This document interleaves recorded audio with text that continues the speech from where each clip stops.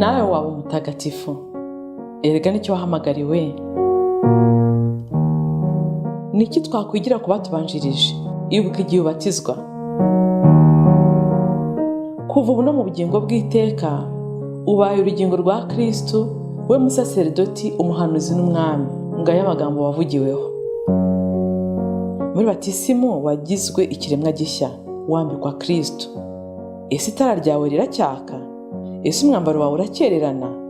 Humura, garukira Imana. Abatagatifu n'abanyabyaha bababariwe. Akira Kristo. Ikiganiro ibirari by'ubutagatifu mukigizwa na Beata Mukarusanga, umukristo wubase urugo.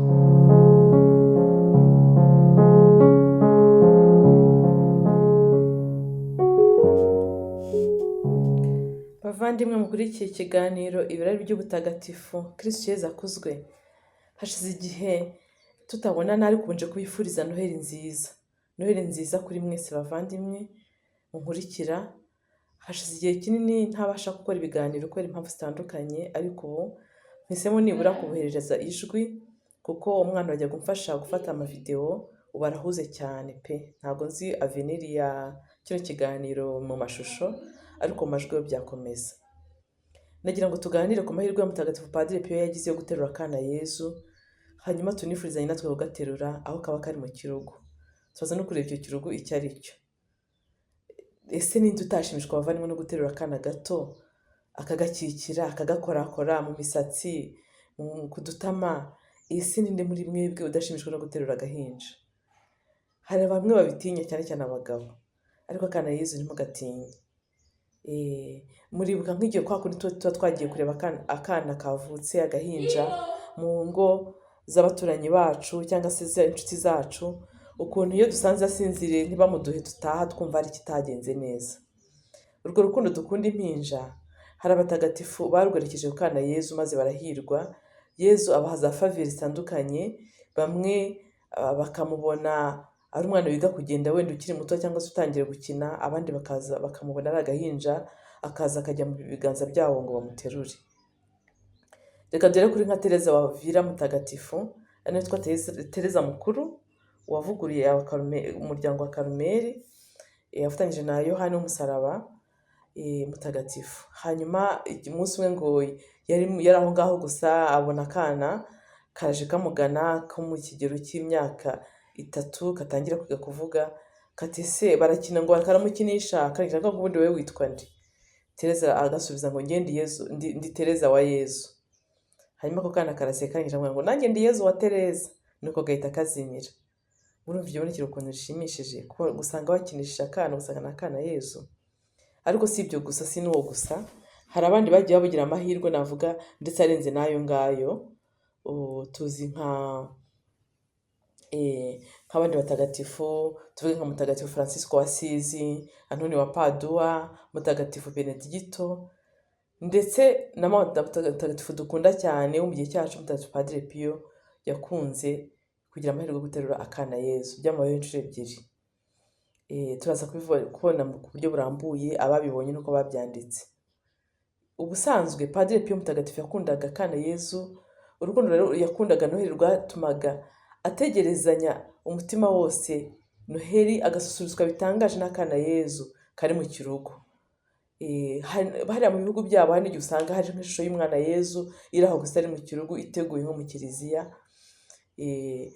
Aho yinjiriye muri kuva ya San Giovanni Rotondo ajya kwiha Imana mu muryango w'abafrere b'abakapucine b'abafransiskani, abakapucine, habaga ishusho rero mu kiliziya y'umwana Yezu.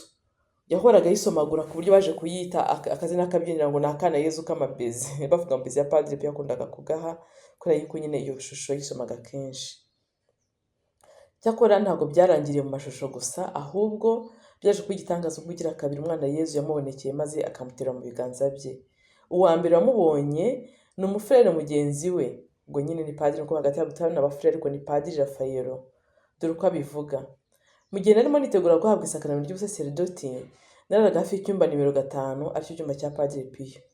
Nuko mu ijoro ryo kwa 19 rishyira 20 z'ukwa 9 1919, ubwo nari maze umwanya nigaragura mu buriri nabuze ibitotsi, sinzi ukuntu nashigukiye hejuru nk'aho kari kamutwaye nko mu ma saa sita z'ijoro, ati ndabyuka nyura muri koridoro, yari yijimye cyane kuko amatara yose yari ajimije, ariko mbona ahantu hasa nk'aho hari urumuri nyine rurimo ruza rumusanga, yitegereje abona ni Padiri Pio uri imbibi, donc urumuri rurimo rumurika mu maso no mu bitugu no mu gituza kubera uwo yari ateruye.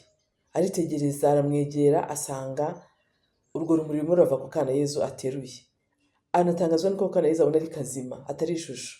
Aritegereza ati se ndimo ndarota, se ni inzozi n'ibizima na hallucination n'amashusho ndi kubona abandi undi muntu adashobora kubona mu buryo navuga byakwitwa uburwayi ni ibiki?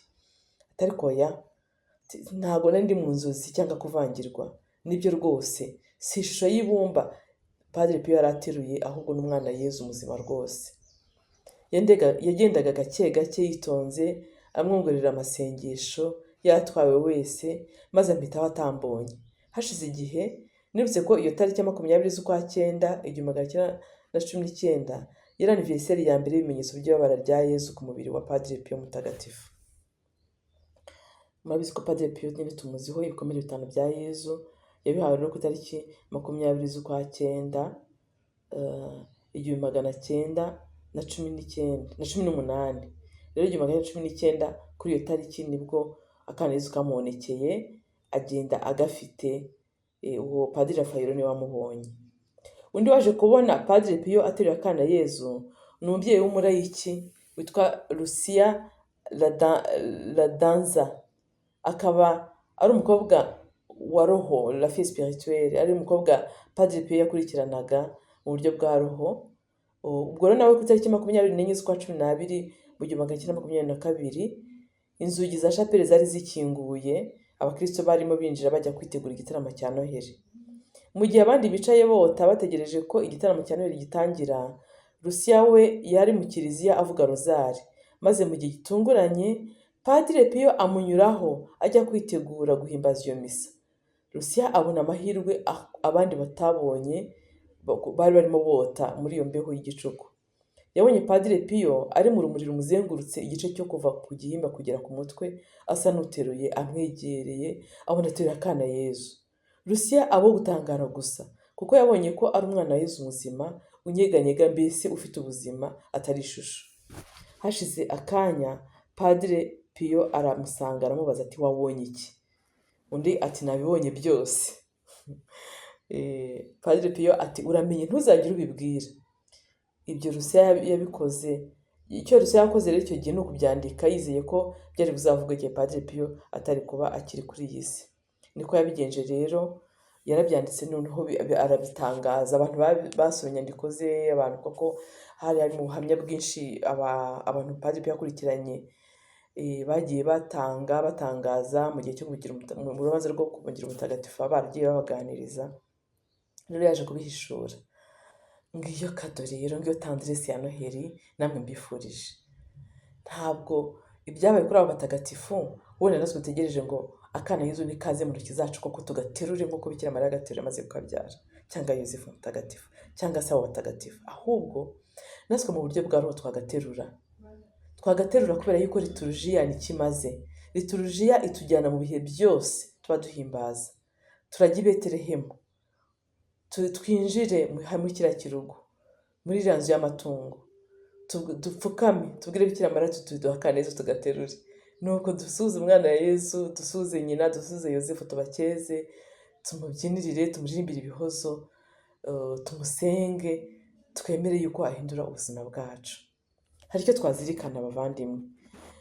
Ibi mbivuze mu gihe abana batangiye ibiruhuko. Hari umwana wanjye uvuye muri interna, umwe muri bo umwe mu bana banjye avuye muri interna, yaraje arambwira ati twakoze igitaramo cya Noheli, atari ko nyine kubera ko ku ishuri ryacu hari inclusivity, baha umwanya wose amadini yose akagira icyo avuga. Ati rero tuba dufite abana b'abapasiteri nabo baratwigishije. Atari komate yabitangaje, atujya kumva nyine bavuze ibintu utemera pe.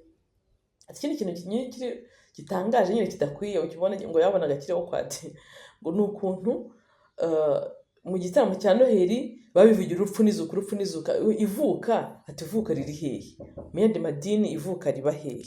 Nyine ugasanga icyo kintu kirabagora kucyumvisha. Ubwo rero nyine yambwiye ibintu byinshi bitandukanye, avuga ati njye ntekereza yuko mu gitaramo cya noheli aba ari amahirwe tubonye yo kuzirikana nyine kuri noheli ubwayo, ivuka rya Yezu, tugatekereza amezi 9 Bikira Mariya amaranye mu nda, tugatekereza ko aje adusanga, aje kudukiza, tugatekereza ko ari umwana Yezu ufite igishyika cyo kwegera abo aje asanga kugira ngo bamuterure, bamwishimire, tumurimbire indirimbo nyine zabugenewe z'ivuka rye. Atari ko wabonaga nyine nta yindi content bafite uretse umugabo ngo wadupfiriye, bamwe bakanavuga iby'ubuyobe, ati yevu, ati ni marayika wigize umuntu, ati Bikira Mariya nta maraso yahaye Yezu, ntacyo bapfana uretse ni iforomo yamunyuzemo gusa, kuko mu mwana uri mu nda ntatungwa n'amaraso ya nyina, ahubwo yikorera intungamubiri ze. Donc ibintu nyine wumva bishaka gutandukanya Yezu na nyina. Rero byaramubabaje, nanjye ndabibabwiye kugira ngo mujye muganiriza abana banyu, tuganire icyo twemera, bamenye n'aho bahagarara muri iyi si yuzuye inyigisho zitandukanye rimwe na rimwe z'ubuyobe. Icyo rero nabasangiza nanone mu kuzirikana kuri noheli, nabanje kureba iyo Mana yagize umuntu, kuko muri Credo turavuga ngo icyatumye amanuka mu ijuru ni twebwe abantu no kugira ngo dukire. Mu gitondo ndimo nsenga, hari Zaburi ya 89 umurongo wayo wa 2 yavuga ngo mbere y'uko imisozi ishyirwaho, mbere y'iremwa ry'isi n'abayituye, iteka n'iteka wowe uri Imana. Nkoze traduction kuko akenshi nkoresha igifaransa, ntabwo nzi ko ariko byanditse muri Bibiliya ntagatifu y'Ikinyarwanda, ntabwo na verifiye, ariko mbishyize mu Kinyarwanda gutyo, traduction libre.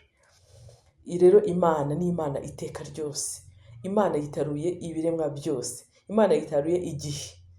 None Imana muri noheli yinjiye mu gihe, ivuye muri eternite, ivuye mu buhoraho bwayo, ntabwo nzi, ivuye muri eternite infini, iraje yinjiye mu gihe gihita, hakaba ejo bundi, ikaba yinjiye mu mateka ya muntu, na fragilité ze zose, ubukene bwe, ubucyeho bwe.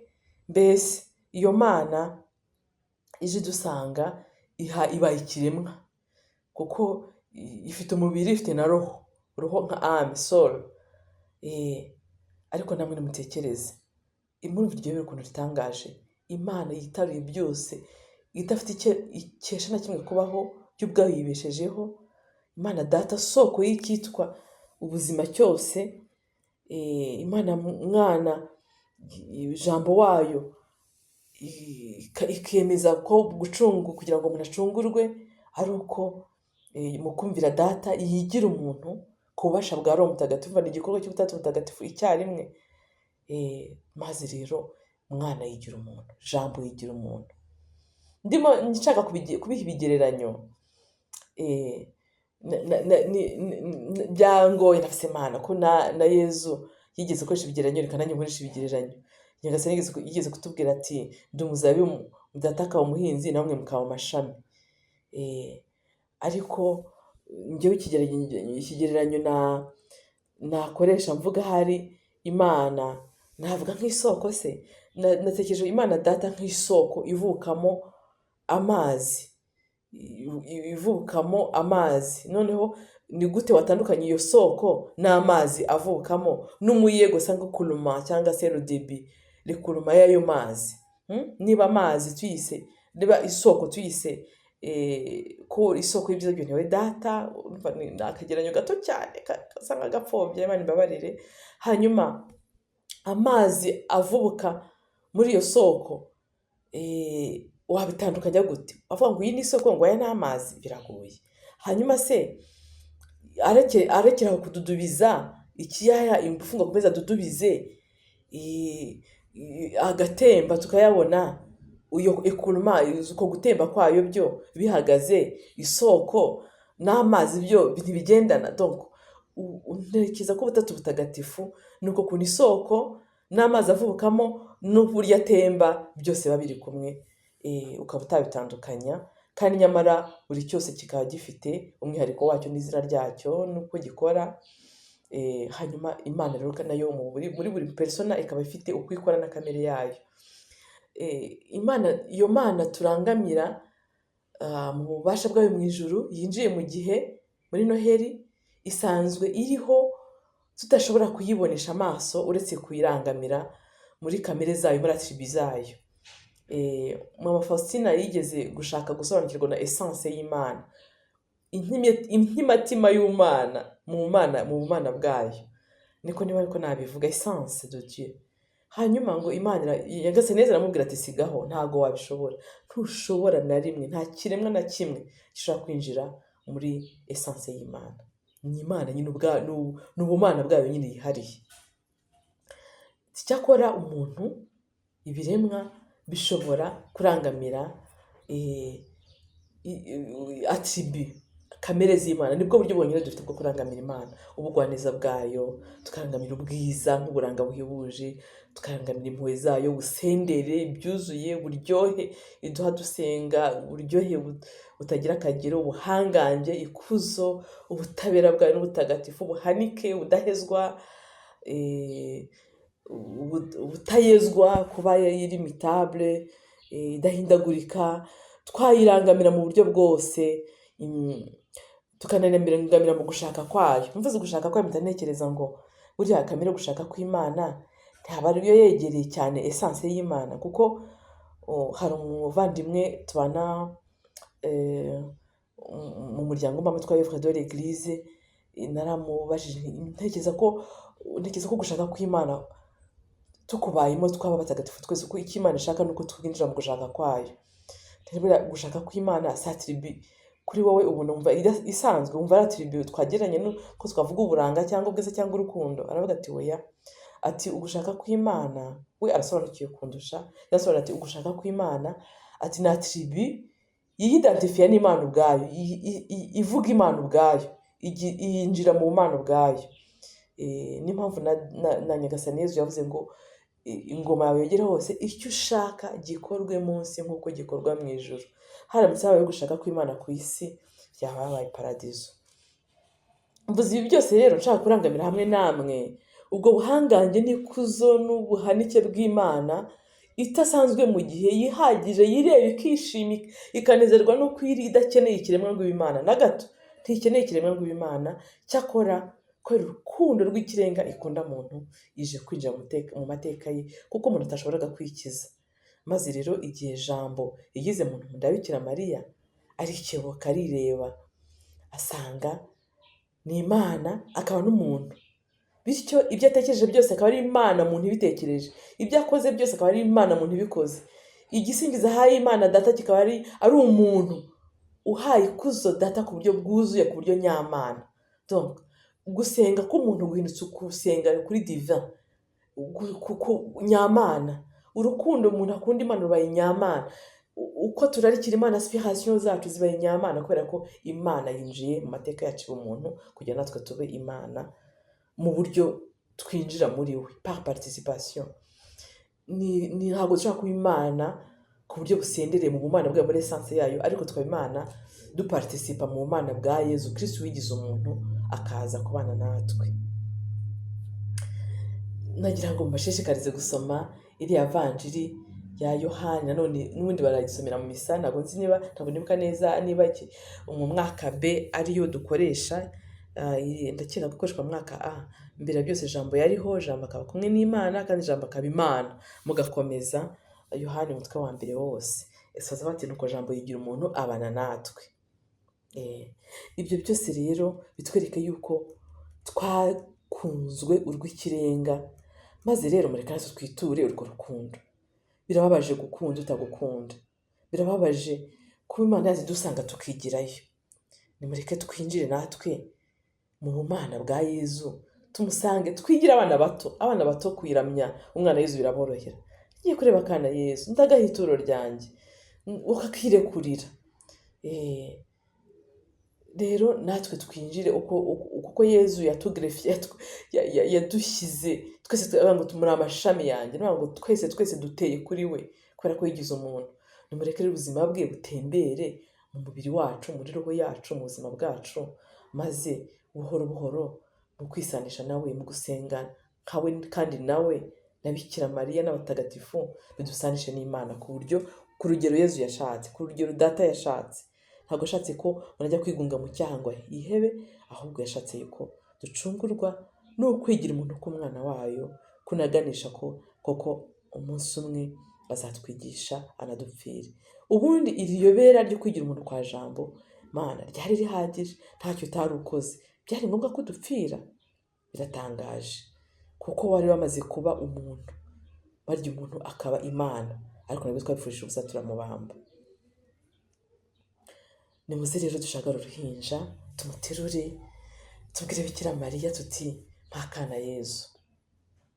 Ngo niba hari inseko isukwayo mu ijuru, ngo ni inseko Bikira Mariya aseka, ibyo ni Mariya Valentin bitaba byanditse, Yezu ibyo yamuhishuriye, ngo ni inseko Bikira Mariya aseka yimubwiye ngo mpakana Yezu ngaterure. Ngo ndashaka ngo kugaha amabizu, ngo ku matama ndashaka kugasoma, ngo mpane utuganza tw'indukoreho. Ngo ibyo bintu biramushimisha mu ijuru, inseko yigatama ijuru ryose. Maze rero bavandimwe, murumva ko gushimisha ijuru biroroshye. Ni ukubwira Bikira Mariya ngo impane Yezu imuterure, tumuramye, ni umwami w'isi n'ijuru, n'ubwo ari agahinja karyamye mu kavure.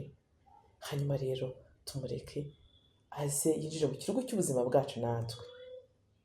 Video igiye kurikiraho, nako audio igiye kurikiraho, ngira ngo dutekereze ku kirugu icyo ari cyo mu buzima bwacu.